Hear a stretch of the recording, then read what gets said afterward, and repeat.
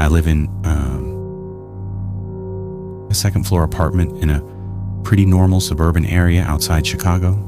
Nothing fancy, but it's safe, quiet, mostly families and a few college students. I'm not paranoid or anything, but my dad always drilled one thing into me growing up.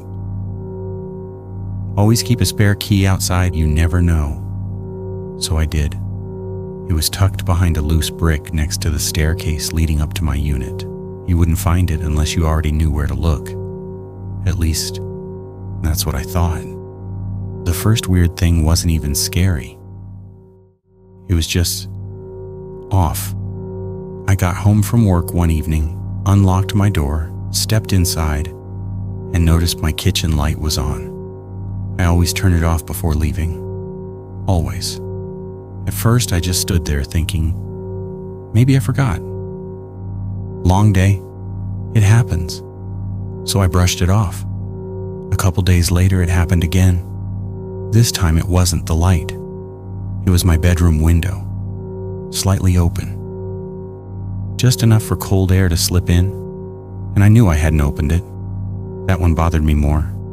But again, I told myself, maybe I didn't close it properly. After that, I started noticing little things. Nothing major. A chair slightly out of place, bathroom cabinet left open, my TV remote not where I left it. Individually, they meant nothing. Together, they started to feel wrong. Like someone was touching things, barely, just enough that I'd question myself. About a week later, I was heading out for work. That's when I noticed the brick. It was slightly pushed out, not enough for anyone else to care, but I noticed. I bent down and pulled it aside. The spare key was gone. I just stared at the empty space. My first thought was, did I move it? But I hadn't touched that key in months. Then I thought maybe it fell somewhere. I checked the ground. Nothing. That's when this feeling hit me. Not panic. Not yet. Just this heavy, sinking thought. Someone knows about this?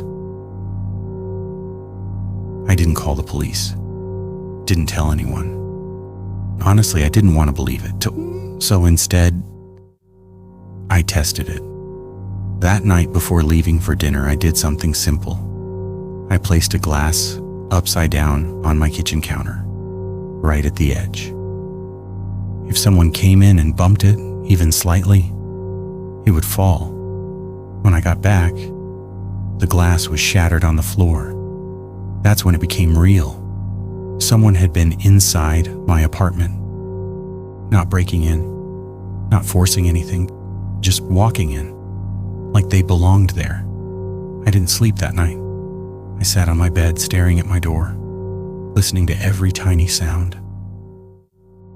Every creak, every footstep from neighbors, trying to convince myself it wasn't happening.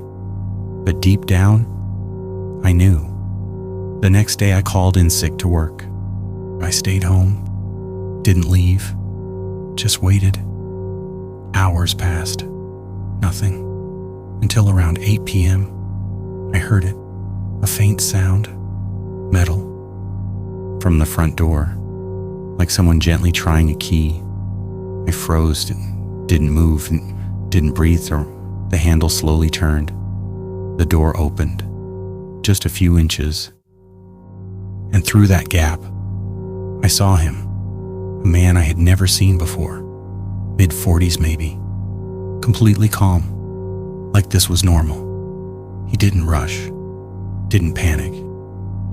He just looked inside, and then his eyes met mine, and for a second, he smiled. He left immediately after that, just closed the door and walked away, like nothing happened. I called the police right after. They searched the area. Never found him. A week later, my landlord told me something he forgot to mention. The previous tenant had never returned their key.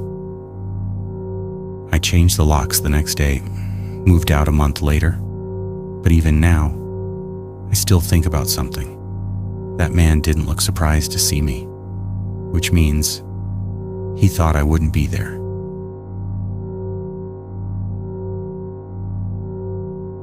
I took an Uber home at 1:12 a.m. I got inside my apartment safely, but my phone still showed trip in progress. This happened about a year ago when I was living in downtown Seattle. I didn't own a car back then, so I used Uber almost every day, especially late at night after work. That night was normal. I got picked up around 1 a.m. Driver was quiet, mid-30s, didn't say much. Honestly, I prefer that. About halfway through the ride, I noticed something odd. The route. He wasn't following the GPS exactly, but not completely off, but taking small side streets instead of the main road. I didn't question it.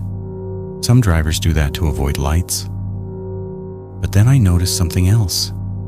Every time we passed a street light, he looked at me through the rearview mirror. Not quick glances, longer, like he was checking something, memorizing something. We reached my apartment building around 1:30 a.m. I got out, said thanks, and went inside. Everything felt normal, until about 10 minutes later, I checked my phone and saw the ride was still active, trip in progress. That had never happened before. I figured it was a glitch, so I tried to end it manually. It wouldn't let me. Then I looked at the map. The car was still there, parked right outside my building. I turned off my lights and moved to the window, carefully, barely peeking through the blinds. And there it was, the same car, engine off, lights off, just sitting there. Then my phone updated again. The trip route changed. It showed a new stop added, not somewhere else, inside my building. That's when I realized something I hadn't considered before. The app wasn't glitching. It was tracking him. A few minutes later, I heard footsteps in the hallway. Slow, heavy, stopping outside doors. One by one, they stopped outside mine. Then, a soft knock. Not loud. Not aggressive. Just enough. I didn't move. Didn't respond. After about 30 seconds, the footsteps continued, eventually faded. The trip ended 5 minutes later. I reported it. Uber said they'd look into it. I never used the app again. But sometimes I still think about that map, because for a few minutes, it showed him standing right outside my door.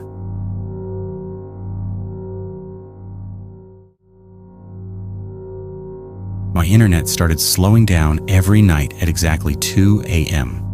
So I checked the connected devices. There was one I didn't recognize. Device, unknown-guest-1. My name's Kevin Brooks. I live alone in a small house just outside of Denver. Nothing unusual. Quiet neighborhood. No roommates. No shared network. Just me. At first, I thought it was just normal internet issues, but it kept happening. Every night, same time, same slowdown. So one night, I logged into my router settings, and that's when I saw it. An extra device, connected, active. I assumed it was something random. Maybe my TV, maybe an old phone, but the name didn't match anything I owned. So I changed the Wi-Fi password. Completely new. Didn't tell anyone. Didn't connect anything else yet. The next night, at 2:03 a.m., the same device came back. Connected again. That's when it hit me. The only way it could reconnect that fast was if it already knew the password. I started checking everything, doors locked, windows locked, and nothing missing and nothing broken. And then I checked something I hadn't thought about. The attic. I never used it, never needed to. The access panel was in the hallway ceiling. I grabbed a chair and pushed it open. There was something up there. Not an animal, not storage, a sleeping bag, water bottles, food wrappers. Someone had been living in my attic, using my Wi-Fi, waiting until I was asleep. I left immediately and called the police. They searched the attic, found everything except the person. They told me it happens sometimes. People breaking into homes, not to steal, but to stay. I moved out a week later. But what still bothers me is this. The device never connected during the day, only at night, which means they knew exactly when I was asleep.